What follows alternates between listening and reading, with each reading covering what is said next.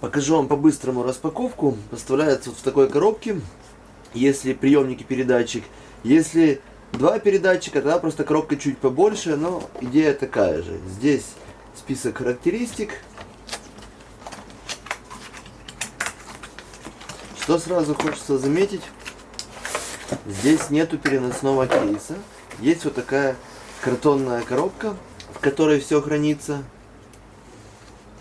Здесь сбоку, видимо, инструкция есть, гарантийный талон.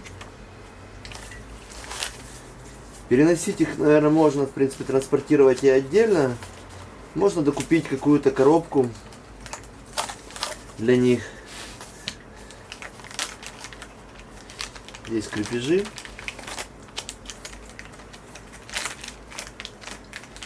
И сам микрофон. Она не очень долговечна, но для транспортировки подойдет. Ну и опять же, вы просто можете транспортировать отдельно в сумке два этих устройства. Это гораздо меньше, чем таскать с собой такую коробку. Покажу инструкцию, как всегда, поближе. Инструкция у меня на английском языке. На русском я не встречал. Кто захочет, сможет поставить на паузу и ознакомиться детальней, если что-то интересует по инструкции. Настроек не так много, но все детально расписаны.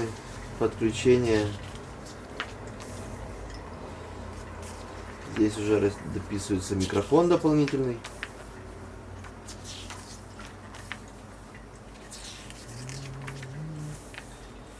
И характеристики. Комплект поставки. Это по инструкции все. По крепежам. Здесь вот есть клипсы. Есть переходник. Подключение к камере или к рекордеру. Такой провод в комплекте. Конечно, важная деталь — это сам микрофон. И еще одна клипса.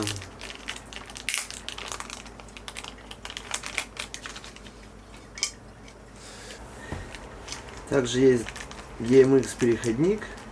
Я его распаковывать не буду, он мне в принципе без надобности. Это крепится сзади. Это в принципе на передатчик нужно. Это вставляется в камеру сюда. И дальше в камеру идет. Видимо, он с одной стороны угловатый, с другой стороны не очень. В принципе, я так понимаю, что нужно вот этой частью сюда.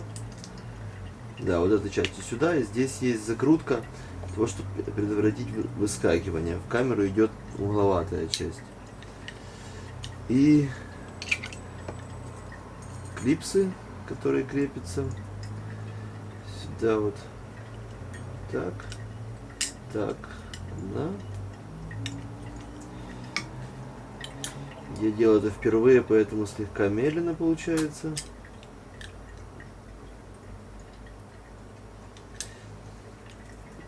Вот. И эта панелька фиксируется. Эта часть крепится на камеру, как горячий башмак. Вот здесь для наушников. А вот сюда вот идет выход. Здесь есть выход для наушников, который позволяет контролировать качество звука. А эта часть крепится на человека вместе с микрофоном. Само включение нужно зажать кнопку и подержать. Батарейки в комплекте не идут. Здесь вот такой вот сам корпус металлический, а крышка для батареек, вот этот разъем, он из пластика. Немножко странное решение. Фиксируется оно зажимами такими. Но в принципе его нельзя так нечаянно вытащить. Что зажим двухсторонний, то есть с одной стороны и с другой нажать, он только выскакивает. Ну это, так что на практике надо понять, насколько это удобно, именно такой отсек для батареек. Ронять, конечно, их не советую, как и любое устройство, потому что могут батарейки выскочить. Ну и он повредится, конечно. Ну и вот там разница в качестве звука. Сейчас я поставил эту систему на камеру, микрофон на мне. И уровень записи звука на камере был на максимальный, теперь он на минимуме, на единичке. Настройки с коробки я сейчас ничего не менял по настройкам в приборах. Вот настройки с коробки, качество и разница звука, которая была.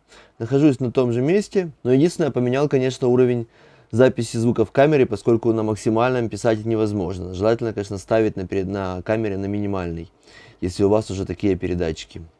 Вот сравните сами качество звука, которое было до, когда были они в коробке, и теперь, когда они уже в действии.